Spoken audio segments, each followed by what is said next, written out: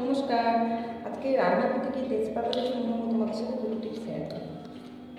এই প্রচণ্ড গরমে যারা প্রচণ্ড ঘামাচিতে কষ্ট পাচ্ছ তারা যদি কয়েকটা তেজপাতা জলে ফুটিয়ে নিয়ে সেটাকে ঠান্ডা করে স্নানের শেষে সেই জলটা দেবো, অথবা সেই জলটাকে ড্যাব ড্যাব করে ঘামাচ্ছি যেখানে যেখানে হয়েছে সেখানে সেখানে লাগাতে পারো, তাহলে কিন্তু ইনস্ট্যান্ট রিলিফ পাবে।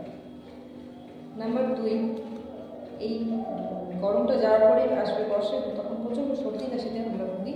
যাদের খুব কাশি হবে তারা যেভাবে আমি তেজপাতাটাকে তাকে ফোল্ড করছি সেভাবে ফোল্ড করে নিয়ে আগুন ধুয়ে যেরকমভাবে স্মোক করে ভেতরে সেই ধোঁয়াটা যদি তোমরা নাও টেনে, তাহলেও কিন্তু তোমরা কাশি থেকে খুব তাড়াতাড়ি বেরোতে পারবে, গলাটা খুব আরাম পাবে।